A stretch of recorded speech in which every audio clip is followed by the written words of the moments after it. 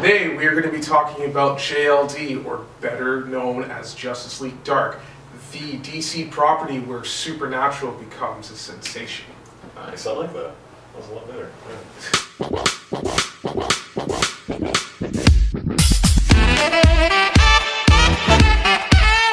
Hi, I'm Peat. Hey, I'm Marc. And welcome to FanCastit. A lot of people have attempted to touch this property. There was a famous director, Guillermo del Toro, that was supposed to take this property as soon as Justice League was wrapped on filming. And we all know how that went. And so we are going to try our hand at casting it a little bit better. So, getting on to our characters, John Constantine, Zatanna, Deadman, Etrigan the Demon, Swamp Thing, and we played around with some of the cast members. First up, we have the man John Constantine. He was actually casted as Keanu Reeves in the 2003 film adaptation that had little or nothing to do with the actual character Constantine, but we love Keanu Reeves anyway. For my version, I am casting the ruggishly handsome and Scottish-born Ewan McGregor.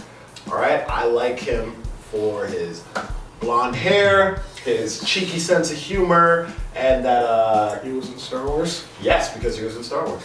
And almost every other movie I like. Actually, I'm kind of going for the train spotting version of Ewan McGregor. That kind of like could be a junkie, but could just be a really cool guy. He looks like a junkie. He does look like a junkie. It would work. And he rides motorcycles. It's cool. My pick is the ruggedly handsome and British actor Tom Felton. Now I know what you're thinking. Tom Felton doesn't exactly have the hair. Constantine has blonde hair. Tom Yes. Felton has blonde hair. You can mix and match and change. Hollywood effects, imagery. Where do we know Tom Felton from? Tom Felton is famous for being an absolute pain in Daniel Radcliffe's ass in Harry Potter. That's what it is. So, what I think Tom Felton can bring to the table, like I said in other videos, British actors tend to do better than American actors in every movie role. That is true. That's why I chose Ewan McGregor. He's young, he's looking to sign on to something because he hasn't really done anything besides those two properties in the last little bit. So I feel like this would be a little bit of a challenge where he could throw his artistic role and his spin and take on the character John Constantine. All right, I like it. All right, next up we have Zatanna. Zatanna is a performer who also happens to be a magic user. So I went with Isla Fisher, almost entirely based off of her performance in Now You See Me. I just want to see her come back to that world. I think that she is the Zatanna that we should have gotten, but instead we got that piece of movie.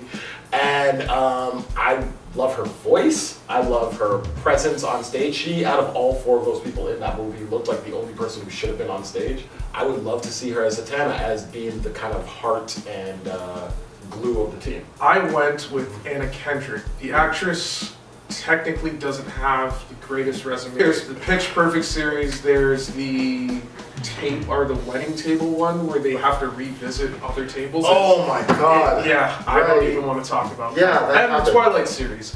What I picked Anna Kendrick specifically on is not a lot of actors get cast in Hollywood, and they tend to have a lot more skill if they get cast in the right role. Okay. I feel Anna Kendrick could bring the right Zatanna to this role, or the right spin for DC. She has the brunette aspects and the face and the voice for Zatanna. Yes. I feel she could do something with the character that we haven't seen done. Okay, fair enough. All right, I'm curious as to who you have for Deadman. And quick, before we do that, can we just give a quick rundown of who Deadman is? Whew, okay, Deadman is this supernatural entity that can take over your body. Yes. Deadman would be the butt of the joke in Justice League Dark. And kind of the comedic presence. There you go. Yeah. So I had Michael Rosenbaum play the character. Now, I know what you're thinking. Michael Rosenbaum hasn't been in any films besides a few like behind the scenes, like really noir films. Yeah. And then he's had the one CW part on Smallville as Lex Luthor, which was really well done. Best Lex Luthor so far, apparently. Agreed, actually. Ever done in film today.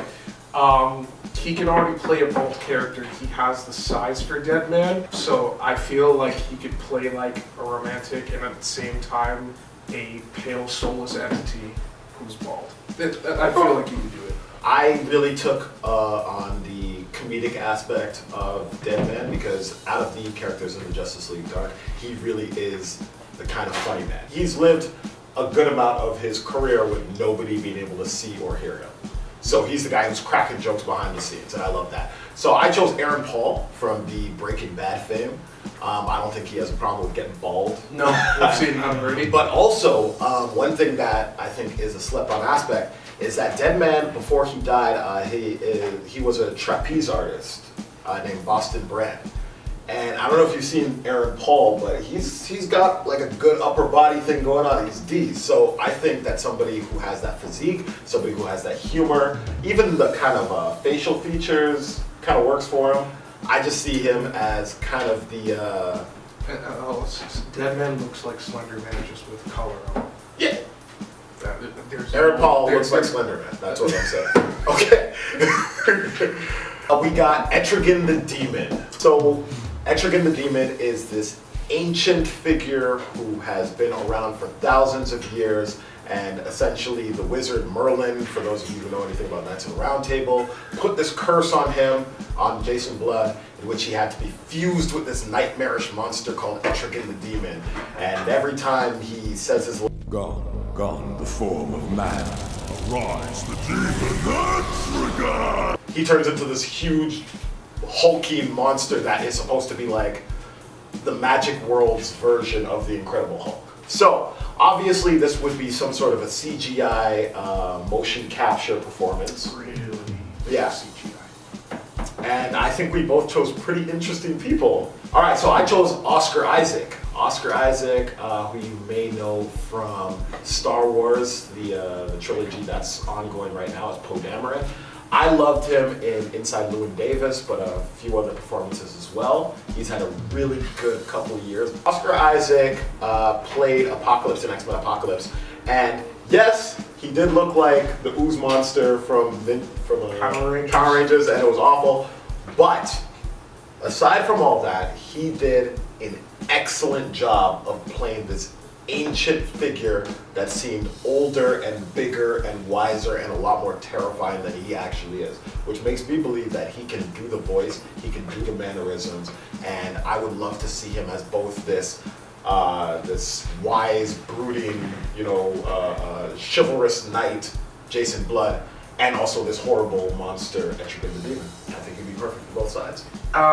Thinking more or less Jason Blood is a scumbag. Yeah. And he steals things. Yes. And he's an anti-hero. So, he's also got to be a little bit stocky because Etrigan the Demon is no slouch when it comes to muscle. Who I picked was Vin Diesel. Now, here's why.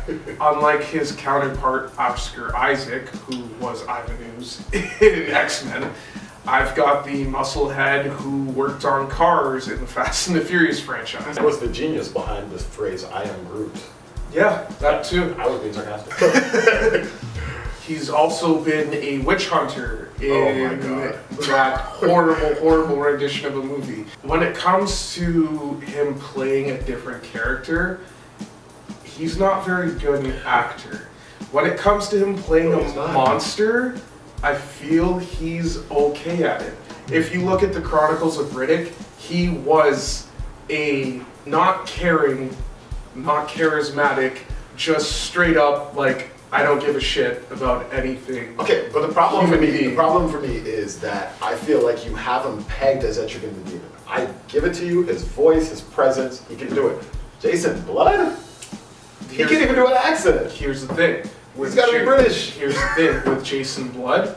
You don't necessarily have to have him do much in the movie. You just have Etrigan the Demon summoned by Oh, that's Constantine kind of a cop-out. many times. Okay. Our next character. Here's the thing about this character. This character has to be CGI the whole movie, and he has to have the voice. The voice is the most important thing about Swamp Thing. Unless you're doing a short little backstory in which you show him as a human before he turns into Swamp Oh, no, I don't think Thing, that's important. nobody's really gonna care. Yeah. For me personally, when I see Swamp Thing, here's the big issue with Justice League Dark, or could potentially be an issue. You have two big motion capture monsters that you do not want to have in the same category of one another because because their magic is based in different realms. Their characters are completely different. And I don't want a situation where it's Hulk and the Abomination, where half of the movie you don't even know who's fighting who. Giant that will it up if he has to, but doesn't necessarily want to. Really? Yeah. Yes. Okay. I think that's, yeah. For Swamp Thing, if anybody has known the character, I chose Misha Collins. Now, Misha Collins has a great voice for Swamp Thing. If you look at movies and you look at his series as the Angel Castiel in Supernatural, his raspiness that he brings to the character is perfect for Swamp Thing. That's basically what I'm looking at here. Because with him in a mocap suit doing like motion capture things as a giant swamp creature, nobody's really going to look at that. He's just going to be a giant swamp blob on screen. What you're really aiming for is the voice and how much he brings to the role. And the physicality. Physicality is honestly this is where it's motion capture because motion capture, you got to be able to act that thing, man. I could play Swamp Thing. I agree. It's the beard. I went with somebody who is really good at playing complex characters. Now, this is a little known British actor, but he is doing really good work. His name is Toby Kebbell. And where you might know him from is from the amazing film FanCastit 4, 2015, where he played Dr. Doom. That movie was bad. I will admit that movie was really, you know, atrocious. It was bad. It was bad. All right, there's no way around. All right, but a little known performance that he did, which was a game changer in my opinion, was he played Koba the Ape in Dawn of the Planet of the Apes. And his work in that movie was nothing short of genius. Him and Andy Serkis's interactions back and forth while playing apes was more human than half the movies I had seen that year. And I look at that and I'm like, that is exactly how motion capture performances are supposed to be. There's a physicality to it, yes, there's the voice thing, but you also have to sell it on a physical level.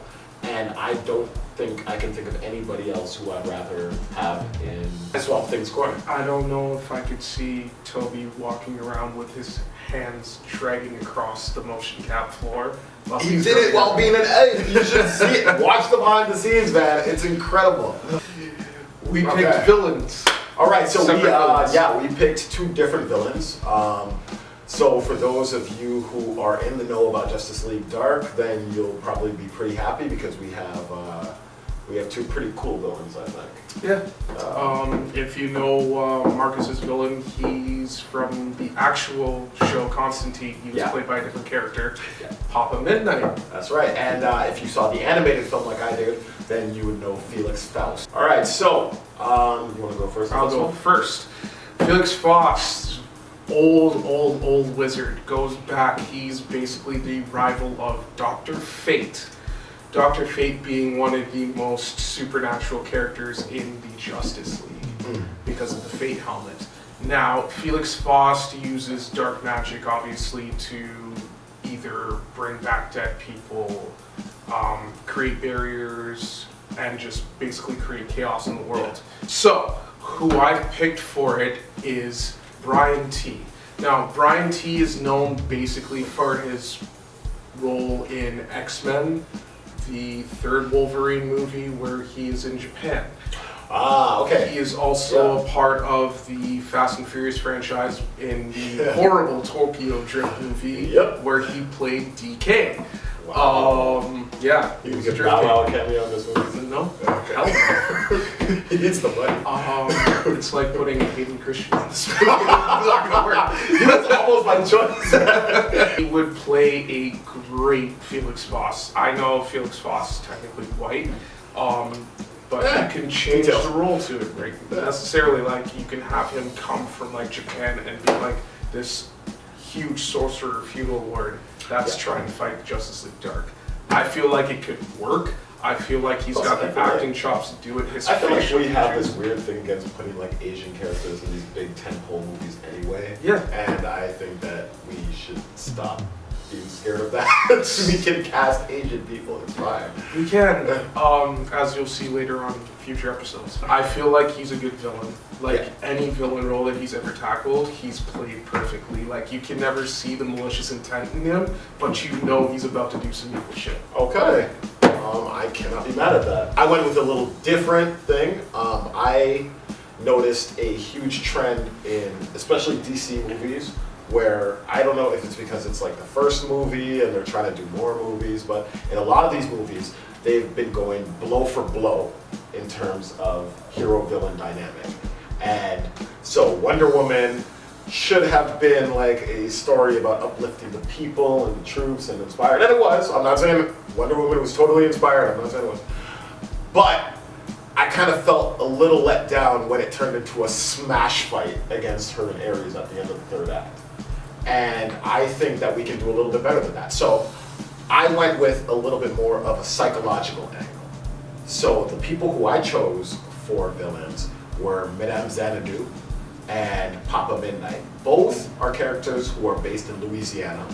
Both are considered characters who are kind of in the voodoo sort of magic, or at least what they consider, what the people around them consider to be voodoo, but is actually just dark magic and dark arts. I love the idea of these two villainous characters who are set more like Iago to Othello.